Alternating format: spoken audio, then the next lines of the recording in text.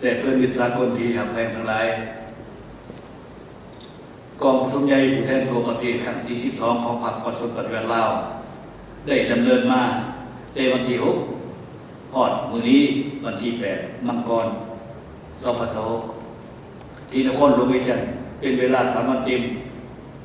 ได้สำเร็จลงโดยมีผู้แทนเข้าร่วมทั้งหมด835 สายยิง123 สายเป็นตัวแทนในแก่สมาชิกพรรคทั้งหมด421,865 สายจากทั่วประเทศเข้าร่วมพร้อมนั้นยังมีแขกที่เสื้ออีกจำนวน391 สายรวมมีผู้เข้าร่วมกองประชุมใหญ่ทั้งหมด 1,226 สายกองประชุมใหญ่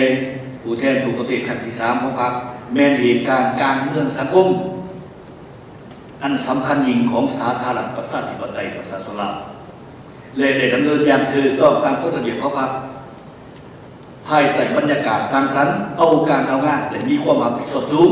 และได้สิ้นสุดลงด้วยผลสำเร็จอันงดงามภายใต้คำขวัญยกสูงบทบาทการนำพาทีมแข็งของพรรคตั้งหน้าเศรษฐกิจสร้างเศรษฐกิจเอกลักษณ์เป็นเจ้าตัวเองสืบต่อบูรณาระบอบประชาธิปไตยประชาชนในนั้นแน่นก้าวขึ้นสู่สังคมนิยมบรรดาผู้เข้าร่วมกองประชุมใหญ่ทั้งหมดล้วนแต่เป็นเอกภาพกันเห็นว่า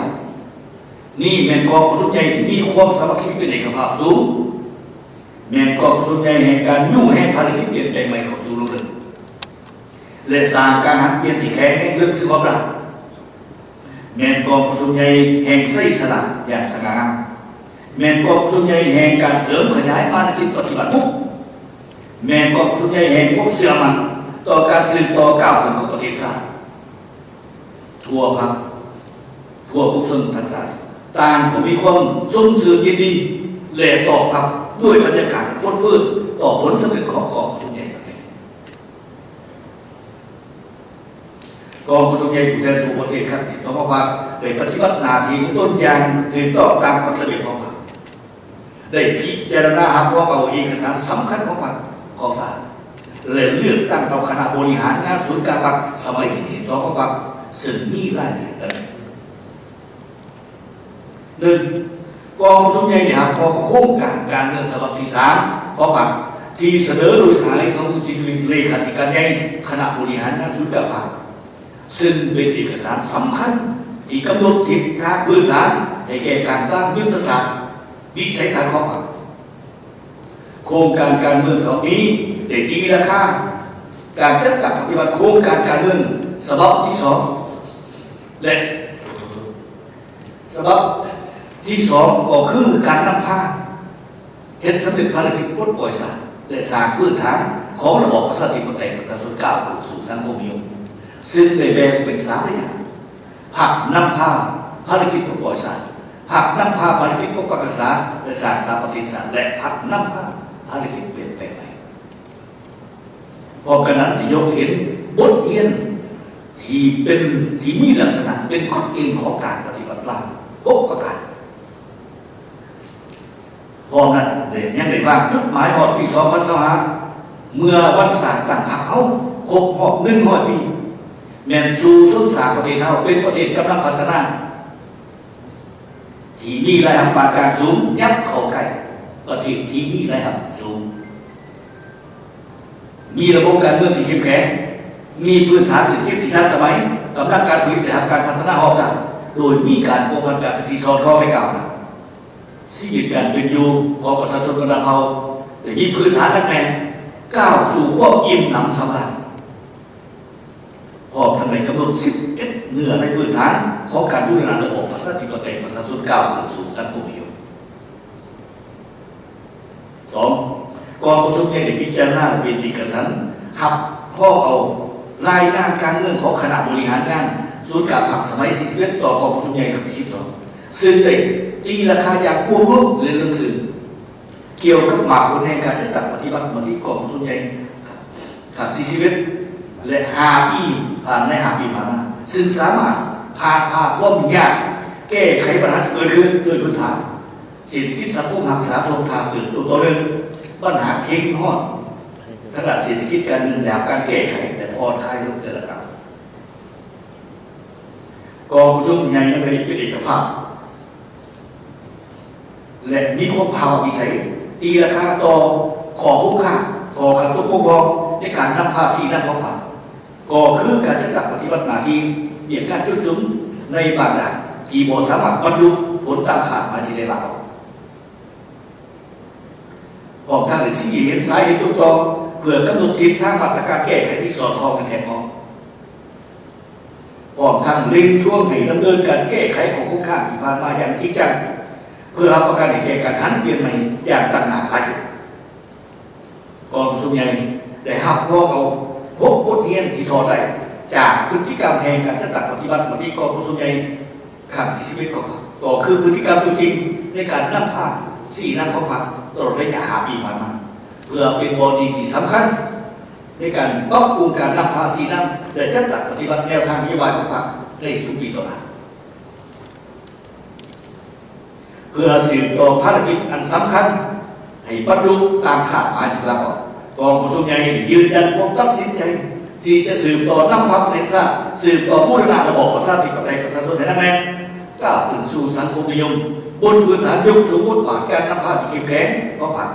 เสริมขยายกำลังแห่งของชาติสร้างเศรษฐกิจเอกลักษณ์เป็นเจ้าตัวเองพอดปี2030ให้มีพื้นฐานในทวงทางที่นั่นเองให้แก่การพัฒนาภายหลังประเทศชาติพ้นออกจากสถานภาพประเทศโดยพัฒนาสืบต่อบูรณาระบบประชาธิปไตยประชาชน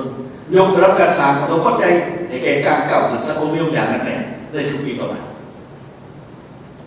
โดยเฉพาะใน5 ปีต่อมานี้กองประชุมใหญ่เป็นเอกภาพพับพ้องเอา11 ทิศทางแห่งเพื่อสู่ส้นผันขยายและจัดการปฏิบัติเรื่องในของรายงานการเมืองให้ปรากฏผลเป็นจริง 3. กองประชุมใหญ่ได้พิจารณาและทำพ้องกับแผนพัฒนาเศรษฐกิจสังคมแห่งชาติ5 ปีครั้งที่10 2026-2030ซึ่งเป็นแผนผันขยายมาที่กองประชุมใหญ่ครั้งที่12เป็นแผนงานโครงการระดับชาติรวมทั้งขอการลงทุนสำหรับโครงการเหล่านั้นในนั้นได้กำหนดออกเป็น6 เป้าหมายใหญ่เพื่อสืบต่อปฏิบัติแผนพัฒนาเศรษฐกิจสังคมใหม่ขยายตัวอย่างตัวนั้นเป็นต้นไหม1. สร้างเศรษฐกิจเอกลักษณ์เป็นเจ้าตัวเองโดยการรับใช้ไทยเพื่อเห็นให้เศรษฐกิจมีเสถียรภาพและขยายตัวอย่างต่อเนื่องมีคุณภาพมั่นคงยืนยงโดยยุ่งแห่งการเติบโตเศรษฐกิจให้บรรลุ6 ส่วนน้อยต่อปีขึ้นไปพัฒนา 2. พัฒนาทรัพยากรมนุษย์ให้มีคุณภาพสูงขึ้นและสามารถผู้นำใช้เทคโนโลยีทันสมัย 3. ปรับปรุงชีวิตการเป็นอยู่ของประชาชนให้ดีขึ้นตัวเมืองในชนบททางการพัฒนาอย่างสมบูรณ์และแก้ไขความทุกข์ยากของประชาชนให้ลดลงเถิดราคา 4. ปกปักรักษาทรัพยากรธรรมชาติสิ่งแวดล้อมให้มีความยืนยงและสามารถเทียบพอผักมือกับการเปลี่ยนแปลงของดินฟ้าอากาศและภัยพิบัติต่างๆหาเสื่อมจอดภาคพื้นสกุลอย่างกว้างขวางให้มีประสิทธิผลและคุ้มครองบริหารระดับให้มีประสิทธิภาพการเมืองมีเสถียรภาพสังคมมีความสงบเป็นระเบียบเรียบร้อยยุติธรรมและศรีวิไลที่ 4. กองประชุมใหญ่ได้พิจารณาห้องเอากฎระเบียบของพรรคสมัยที่12เพื่อให้สอดคล้องและห้องทำการจัดปฏิบัติแนวทางการเมืองของพรรคส่งโยกเวียนงานก่อสร้างพรรคเฮ็ดให้พรรคเขามีความปลอดภัยเข้มแข็งกันแน่มีความสามารถเพียงพอในการนำพาภารกิจปกปักรักษาและพัฒนาประเทศชาติในระยะใหม่ก้าวสู่สังคมนิยมอย่างนั้นกองประชุมใหญ่ได้พิจารณาและหักพ้องเอาบทสำรวจการนำพาร่วมของคณะบริหารงานศูนย์กลางพรรคสมัยที่11ซึ่งมีราคาอย่างสูง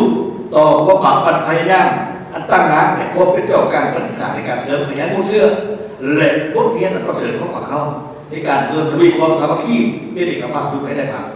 ยกสูงความไม่ชอบต่อหน้าที่การเมืองดำเนินการปรับปรุงดัดแปลงกลไกการนำพาสีน้ำของศูนย์กลางพรรคและคณะพรรคทุกขั้น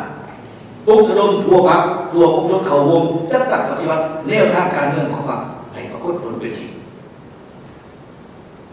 พี่น้องวงศาและเพื่อนเป็นสากลที่อยากแต่งอะไรกองประชุมใหญ่ของป.ครั้งนี้ยังได้เป็นเอกสารเลือกตั้งเอาคณะบริหารงานศูนย์กลางพรรคสมัยที่12ซึ่งประกอบด้วยกรรมการสมบูรณ์73 สายและกรรมการสำรอง15 สายเพื่อเป็นแกนสารนำพรรคทั่ววงพรรคทั่วคณะประกอบวงและองค์ชนรัฐศาสตร์ จะตัดปฏิบัติมาที่กองสุนใหญ่ขัดที่12ของความให้กฎผลซึ่งเป็นจริงสร้างบาทกามุทุลุในการสร้างการหันเปลี่ยนที่แข็งแรงในการพัฒนาและภาคประเทศสร้างกับอย่างนักแน่นต่อไป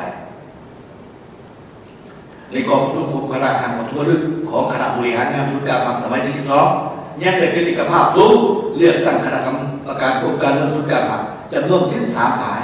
เลือกเรากรรมการคณะเลขาธิการศูนย์การพักจำนวน11 สายกองสุนจะเป็นเอกภาพอย่างสูงเลือกเราสายทองรุ่นศรีสุรินทร์เป็นเลขาธิการในคณะบริหารงานศูนย์การพักพร้อมกันนั้นก็ได้เลือกตั้งสายพลเอกวิไลหลาภพเป็นผู้ประจำการคณะเลขาธิการศูนย์การพักกองสุนยังได้เลือกตั้งประธานบรรดาห้องประธานคณะกวนการศูนย์การพักประกอบด้วย6 สายโดยแบ่งสายวัดไซพอกสวรรค์เป็นประธานพี่น้องคงทราบแต่เพื่อนยึดสากลที่หันไปทำไมกองสุนใหญ่จะแสดงความย่อมย่อสมซื่อสมาชิกพรรคพนักงานทหารตำรวจผู้ประกอบการผลิตบริการและประชาชนเราบรรดาเผ่าบรรดาสังคมในขอบเขตทั่วประเทศพี่น้องเสือสันเล่าผู้อาชาติที่กระดุมชีพและทำมาหากินอยู่ต่างประเทศก็คือชาวต่างประเทศที่อาศัยอยู่สปป.ลาวที่ได้ประกอบส่วนอย่างต่างๆเขาได้ภารกิจปกปักรักษาและพัฒนาประเทศชาติเพื่อสร้างพื้นฐานหนักแน่นและทวงทำให้แก่การกำหนดที่นำเอาประเทศชาติของเขาก้าวขึ้นสู่จุดหมายที่ได้กำหนดไว้กองสุนใหญ่ยังได้แสดงความขอบคุณขอบใจอย่างจริงใจและความหูบุญคุณอย่างลึกซึ้งมายังบรรดาพรรคภายนอกประเทศเพื่อนมิตรและองค์การจัดการสากลที่ได้ให้การสนับสนุนช่วยเหลือรับค้าให้แก่ภารกิจพัฒนาสร้างสรรค์ประเทศชาติของพวกเราตลอดระยะที่ผ่านมากองสุนได้เยี่ยมข้อมายังคณะพรรคทุกครั้งสมาชิกพรรคทุกคนจงสู้ความเป็นแบบอย่างน้ำหนาในทุกด้านนำพามาสู่ปฏิบัติปฏิกองสุนใหญ่ครั้งที่2ให้กดผลเป็นจริงพร้อมกันนี้ก็เยี่ยมข้อมายังพนักงานนักพบประชาชนเราบรรดาเผ่าบรรดาสังคมพี่น้องเสื้อชาติลาวประวัติศาสตร์ที่กระดุมชีวิตและทำมาหากินอยู่ต่างประเทศจงสู้น้ำใจฮักษาเสริมขยายมาตรฐานปฏิบัติฝึกบุกปืนเขาใช้การปฏิบัติหน้าที่ทำมาหากินสร้างสรรค์และบูรณะระบอบประชาธิปไตยประชาชนก้าวสู่จุดหมายสังคมนิยมอย่างนั้นขอขอบใจ